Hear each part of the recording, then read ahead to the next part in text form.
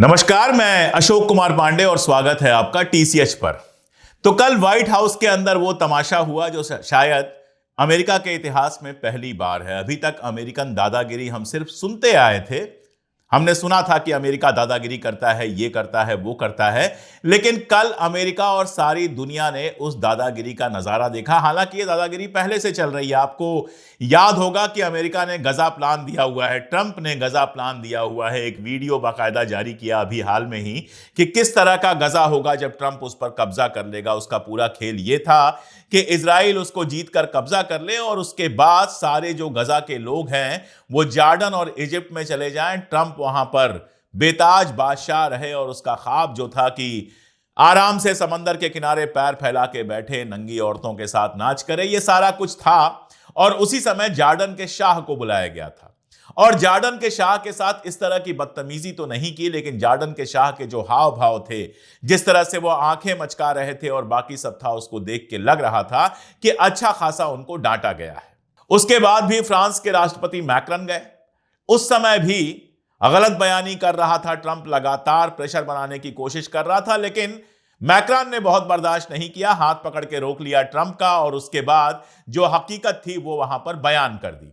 उसके बाद ब्रिटेन के प्रधानमंत्री स्टेमर गए, वहां पर भी बदतमीजी किया। जब रूस यूक्रेन वार की बात की स्टेमर ने, तो सीधे सीधे ट्रंप ने पूछा कि क्या आप अकेले रूस के खिलाफ लड़ाई लड़ सकते हैं, क्या आप अकेले यूक्रेन को सपोर्ट कर सकते हैं? और उस पर स्टेमर मुस्कुरा कर रह गए, इससे ज्यादा कुछ कह नहीं पाए। थी तो ये भी बेइज्जती। वैसे तो बेइज्जती हमारे नरेंद्र मोदी जी की भी की गई। उनके मुंह पे कहा गया कि ब्रिक्स जो है वो डेड है। उनके मुंह पे बहुत सारी और बातें कही गई, लेकिन नरेंद्र मोदी जी ने कोई प्रतिवाद नहीं किया, वो सिर्फ मुस्कुराते रहे। अब उनकी कौन सी कमजोर नस पकड़ी है ट्रंप ने, ये तो आप भी जानते हैं या कोई नहीं जानता है शायद। अभी तक पूरी डिटेल सामने किसी के पास नहीं है। कभी कोई रिसर्च होगा, कभी कोई पत्रकार मेहनत करेगा तो शायद ये चीजें निकल कर बाहर आ पाएंगी। अभी तो अडानी वाला केस सामने दिखता है, इसलिए लगता है कि अडानी का मामला दबाने के लिए मोदी जी कुछ भी स्वीकार करते जा रहे हैं। लेकिन जेलेंस्की की जो हालत है वो इन सब मुल्कों से अलग है। रशिया के साथ यूक्रेन का वार चल रहा है और लगातार चल रहा है। पिछले 3 साल से लगातार रशिया और यूक्रेन के बीच वार चल रहा है और सीमा के बहुत सारे इलाकों पर रशिया पहले ही कब्जा कर चुका है। अभी तक पूरा पश्चिमी मीडिया यही खबर चलाता रहा कि रशिया ने हमला किया था, लेकिन ट्रंप ने, आप याद कीजिए, पिछले दिनों जब जेलेंस्की को लेकर बयान दिया था तो एक तो उसको जोकर कहा था, कॉमेडियन कहा था, और दूसरा यह कहा था कि हमला यूक्रेन ने किया है। यानी अमेरिका इस पर 360 डिग्री पलट गया है। इसके पहले जब बाइडेन थे तो उसको नाटो में भी शामिल करने की बात चल रही थी, हथियार भी भेजे जा रहे थे, पैसे भी भेजे जा रहे थे, सारा कुछ हो रहा था और पूरी तरह से यूक्रेन के साथ खड़ा था अमेरिका और अमेरिका के पीछे पीछे यूरोप। लेकिन आज हालत यह हो गई है कि सत्ता में आते ही ट्रंप ने पूरी की पूरी अपनी नीति को 360 डिग्री पलट दिया है और अब वो रशिया के साथ खड़ा भले नजर ना आए, लेकिन कैसे भी इस जंग को बंद करा के और यूक्रेन को जो पैसा जा रहा है वो पैसा रोकना चाहता है। वैसे तो यह भी समझना चाहिए कि यूक्रेन या इजराइल या बाकी मुल्कों को जो पैसा जाता है वो कैसे पैसा जाता है। यह ऐसे नहीं होता है कि अमेरिका ने अपने अकाउंट से पैसे निकाले और आपके अकाउंट में ट्रांसफर कर दिए। मैं आपको एक छोटा सा तरीका बताता हूं इसको समझने का। मान लीजिए किसी ने कहा, किसी देश को अमेरिका ने $100 अरब की मदद करने की बात की, मान लीजिए। अक्सर होता यह है कि वो $100 अरब जो हैं वो अमेरिका में जो हथियार बनाने वाली कंपनियां हैं उनको पेमेंट होते हैं। यूक्रेन में या किसी मुल्क में कोई पेमेंट नहीं होता है और हथियार जो हैं वो यूक्रेन को भेज दिए जाते हैं। यानी पैसा अमेरिका के अंदर ही रह जाता है, पैसा बहुत कम किसी और मुल्क के हाथ में दिया जाता है। लेकिन अमेरिकी जो हथियार हैं वो यूक्रेन के लिए बहुत इंपॉर्टेंट थे। याद कीजिए, कल भी जेलेंस्की ने इस बात को कहा कि अगर पुतिन ने यह बात कही थी कि अगर अमेरिकी हथियार नहीं होते तो 3 दिन में यूक्रेन वार खत्म हो जाता। अब स्थिति यह है कि यूक्रेन पूरी तरह से अमेरिका और यूरोप के ऊपर निर्भर है। इकॉनमी का सत्यानाश हो चुका है। लड़ने के लिए उसको लोग नहीं मिल रहे हैं। लड़ने के लिए, भर्ती कराने के लिए जिस तरह से लोगों की भर्ती की जा रही है, बहुत सारे वीडियोज आए, घर से पकड़ पकड़ के, सड़क से पकड़ पकड़ के लोग नहीं चाहते हैं लेकिन उनकी भर्ती की जा रही है। हथियारों के लिए, बाकी सारी चीजों के लिए वो पूरी तरह से यूरोप और अमेरिका के ऊपर निर्भर है। आर्थिक हालत चौपट हो ही चुकी है। अगर अमेरिका और यूरोप से सहायता नहीं आएगी तो वहां लोगों के सामने बहुत बड़ी दिक्कतें पैदा हो जाएंगी, होना शुरू हो चुकी हैं, जिसकी ओर कल जो उपराष्ट्रपति है अमेरिका का, उसने इशारा भी किया कि आपके यहां प्रॉब्लम्स चल रही हैं। हालांकि जेलेंस्की ने पलट के पूछा कि आप कभी यूक्रेन आए हैं, तो उसने कहा कि मैं यूक्रेन नहीं आया हूं, लेकिन मैंने खबरें देखी हैं, मैंने वीडियो रिपोर्टिंग्स देखी हैं, रिकॉर्डिंग्स देखी हैं। खैर, तो यूक्रेन को अमेरिका के चक्कर में जेलेंस्की ने झोंक दिया रशिया के सामने। वैसे इतिहास की अगर बात करें तो मुझे पोलैंड की एक घटना याद आती है, पोलैंड का पूरा किस्सा याद आता है सेकेंड वर्ल्ड वॉर के समय। आज जो अमेरिका है पूरी दुनिया का तानाशाह या पूरी दुनिया का गुंडा, वो तब ब्रिटेन हुआ करता था, जिसकी ढेर सारी कॉलोनीज थी और पूरी दुनिया में सबसे सुपीरियर आर्मी वगैरह उसकी मानी जाती थी, फर्स्ट वर्ल्ड वॉर तक कम से कम। सेकेंड वर्ल्ड वॉर में पोलैंड पर जब हमला किया जर्मनी ने, तो पोलैंड के जो राष्ट्रपति प्रधानमंत्री वगैरह लोग थे वो भाग के इंग्लैंड में आ गए। एक संधि हुई थी, फ्रांस, पोलैंड और इंग्लैंड के बीच में एक संधि हुई थी, एक समझौता हुआ था, और इसमें कहा यह गया था कि अगर पोलैंड के ऊपर कोई हमला होता है तो इंग्लैंड और फ्रांस उसकी मदद करेंगे। लेकिन जब हमला हुआ तो इंग्लैंड ने कोई मदद नहीं की। उसके बाद हिटलर ने स्टालिन के साथ, जर्मनी ने यूएसएसआर के साथ समझौता कर लिया। आधा पोलैंड चला गया रशिया के कब्जे में, आधा पोलैंड चला गया जर्मनी के कब्जे में। वहां के नागरिकों ने, वहां के लोगों ने बलात्कार से लेकर हत्या से लेकर सारी ज्यादती सही, लेकिन इंग्लैंड ने अपनी आर्मी एक कदम आगे नहीं बढ़ाई। वो तो जब हिटलर ने रशिया के ऊपर अटैक कर दिया, रशिया, अमेरिका और इंग्लैंड का कॉम्बिनेशन बना, मित्र राष्ट्र कहा गया इनको, तब जाकर इंग्लैंड की सेना आगे बढ़ी है। लेकिन उस समय भी क्या हो सकता था, पोलैंड के ऊपर रशिया का कब्जा था और दशकों लग गए पोलैंड को एक खुद मुख्तार देश बनने में। वही हालत यूक्रेन की नजर आ रही है मुझे आज। अमेरिका ने चढ़ाया, अमेरिका ने पैसा दिया, बहुत पहले समझौता हो सकता था, बहुत शुरुआत में समझौता हो सकता था और 4-6 महीने में जंग रुक सकती थी। लेकिन यूक्रेन को हथियार देकर, पैसा देकर, किसी भी तरह के समझौते की संभावना से इंकार करके, यूक्रेन के आगे ये चारा डाल के कि तुमको नाटो का मेंबर बना लेंगे, यानी तुम्हारे ऊपर अगर कोई हमला होगा तो वो हर नाटो मुल्क मानेगा कि उसके ऊपर हमला हुआ है और सब मिलकर तुम्हारे साथ रशिया के खिलाफ लड़ाई लड़ेंगे। ये सारा प्रेशर बनाकर रशिया के ऊपर लगातार सैंक्शंस लगाकर यूक्रेन का सर चढ़ा दिया गया। अब जेलेंस्की के बारे में लावरोव जो विदेश मंत्री है रशिया का, उसने कहा था कि जेलेंस्की क्या बोलता है ये इस बात पर डिपेंड करता है कि उसने कौन सा नशा किया हुआ है। कल भी वो होश में था या किसी ड्रग्स के प्रभाव में था, ये कोई नहीं जानता है। उसको देख के लगता है कि वो लगातार ड्रग्स के प्रभाव में रहता है और उसके साथ अमेरिका की सहायता का ड्रग्स मिल रहा था।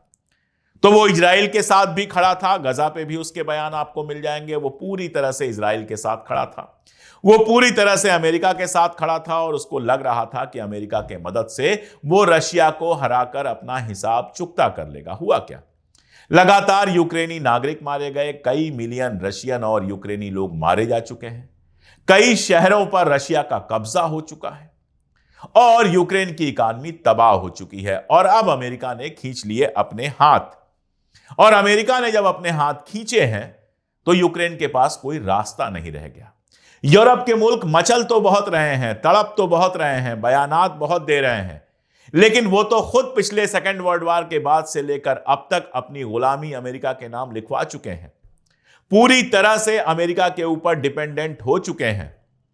ब्रिटेन तो कई बार अमेरिका का स्टूज नेशन लगता है। अगर अमेरिका कहेगा सूरज है तो ब्रिटेन पीछे से कहता था कि सूरज है, अमेरिका कहेगा चांद है तो ब्रिटेन कहेगा कि चांद है। ये सारा खेल तो हम पिछले 30-40 साल से देख रहे हैं, जिसको शीत युद्ध का पीरियड कहते हैं, कोल्ड वॉर का पीरियड कहते हैं। उसमें यह हुआ है कि लगभग पूरा यूरोप जो है वो अमेरिका का गुलाम बन गया है। इसीलिए तो डेनमार्क के ऊपर वो प्रेशर बना रहा है कि ग्रीनलैंड हमें दे दो। इंग्लैंड के प्रधानमंत्री का मजाक उड़ा रहा है कि क्या तुम अकेले यूक्रेन की इतनी मदद कर सकते हो कि वो रशिया के खिलाफ खड़ा हो सके, बाकियों को तो कोई भाव वो दे ही नहीं रहा है। यह अमेरिकन गुंडागर्दी का चरम काल है। अभी तक ये सब चीजें पर्दे के पीछे होती थी। कल जो कुछ हुआ वो पर्दे के सामने हुआ। और देखिए, बहुत सीधी बात है, अगर उस बदतमीजी को छोड़ दें तो ट्रंप ने कुछ गलत नहीं कहा। ट्रंप ने जेलेंस्की से कहा बहुत साफ कि तुम दुनिया को तीसरे वर्ल्ड वॉर की तरफ ढकेलने का जुआ खेल रहे हो, गैम्बल कर रहे हो। इसमें कोई भी दो राय नहीं है कि रशिया यूक्रेन वार अगर ऐसे ही चलता रहता, आप कल्पना करके देखिए कि नाटो अगर उसमें शामिल हो जाता, इंग्लैंड, जर्मनी जो बार बार धमकी दे रहे थे, पोलैंड, ये सारे शामिल हो जाते, तो रशिया के साथ भी शामिल होने वाले मुल्क थे। नॉर्थ कोरिया तैयार बैठा था, चाइना भी शामिल हो सकता था, इधर से ईरान भी शामिल हो सकता था। यहां बवाल चली रहा है इजराइल के साथ। तो एक बार खाड़ी में जंग शुरू हो जाती, यूरोप में जंग शुरू हो जाती, तो वर्ल्ड वार में बच क्या जाता। और इसमें कितने सारे ऐसे मुल्क हैं जिनके पास एटॉमिक पावर है, और अगर एटॉमिक बम चलने शुरू होते तो दुनिया में तबाही के अलावा और क्या होता।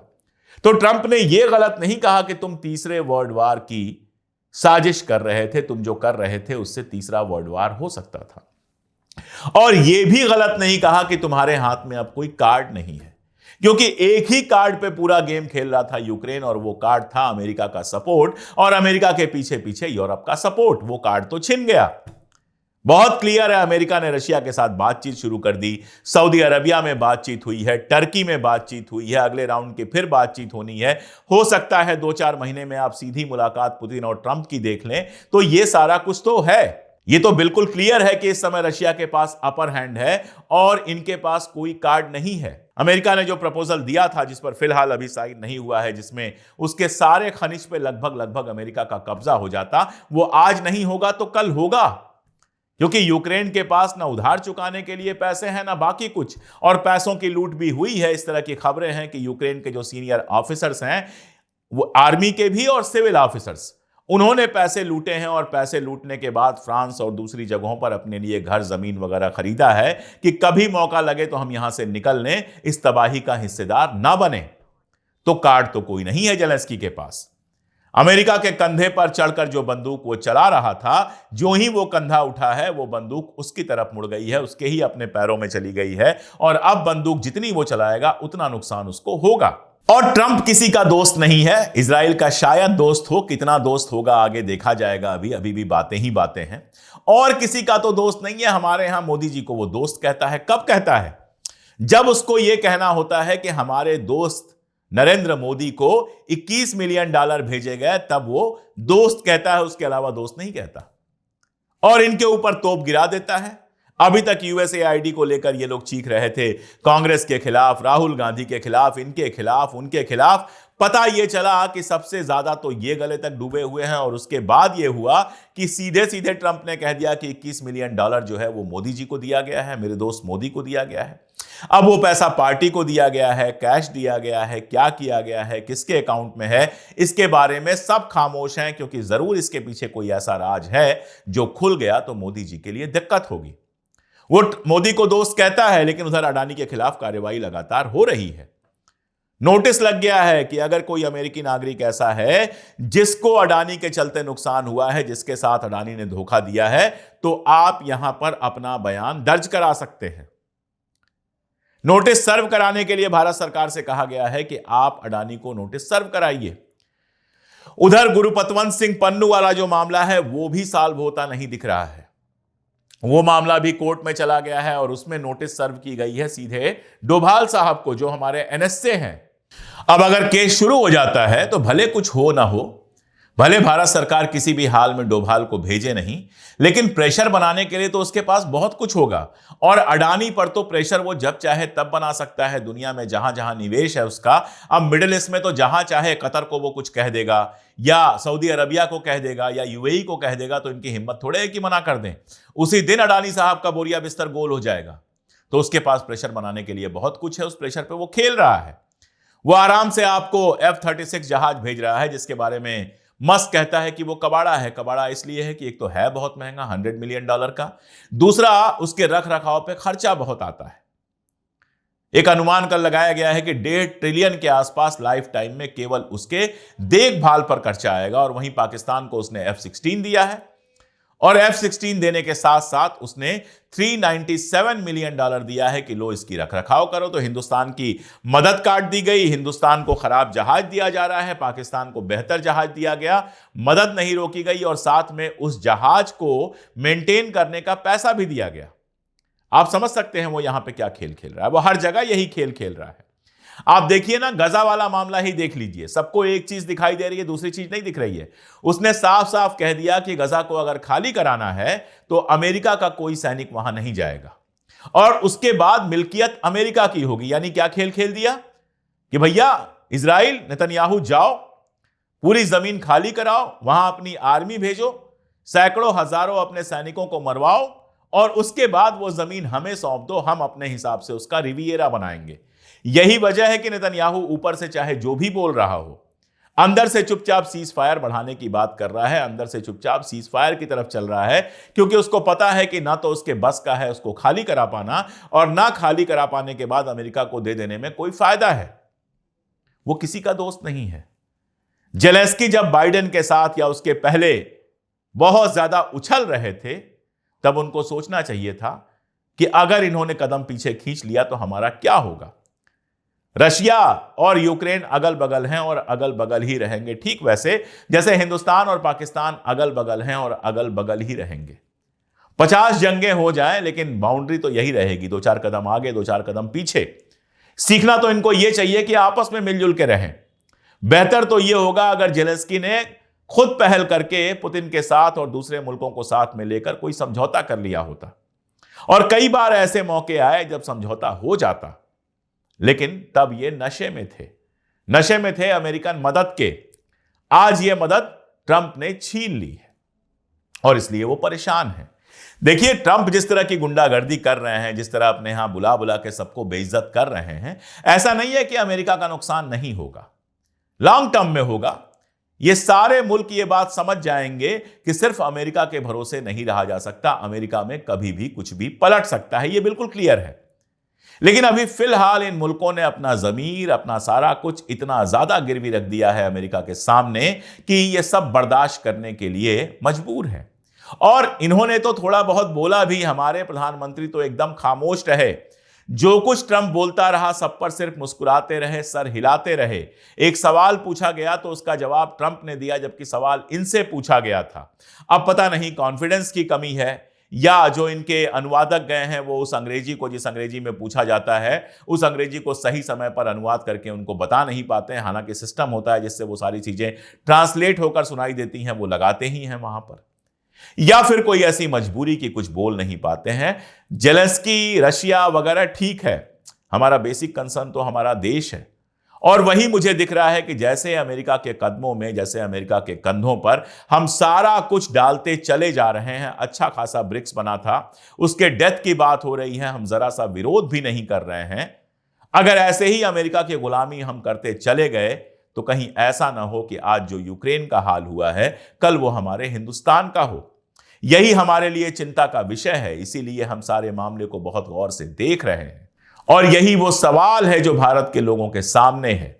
जेलेंस्की और उसका वीडियो देखकर आप एंजॉय कीजिए, उस पर कमेंट कीजिए, सब कुछ ठीक है, लेकिन असल में यह सोचिए कि कहीं ऐसा ना हो कल जेलेंस्की की जगह मोदी बैठे हों या मोदी के बाद जो भारत का प्रधानमंत्री कोई बने वो बैठा हो और भारत के नागरिकों को यह अपमान झेलना पड़े, ये परेशानी, ये दिक्कत झेलनी पड़े। किसी भी मुल्क के खुद मुख्तार होने के लिए जरूरी यह है कि वो अपने देश के हित के हिसाब से फैसले ले। अगर कोई भी मुल्क दूसरे मुल्क पर इतना ज्यादा डिपेंडेंट हो जाएगा कि सब कुछ वही तय करने लगेगा कि हमारी आर्मी में कौन सा जहाज जाएगा, हमारी सड़कों पर कौन सी कार चलेगी, हमारे यहां कौन खाएगा क्या, अगर किसी देश में एक कैपिटलिस्ट अदानी या अंबानी जैसा सब कुछ का मालिक बन जाए तो उसको बचाने के लिए सरकार देश को गिरवी रख देगी। और यही वजह है कि हम लगातार इस तरह के सवाल उठाते रहते हैं। आज के लिए इतना ही, बहुत शुक्रिया।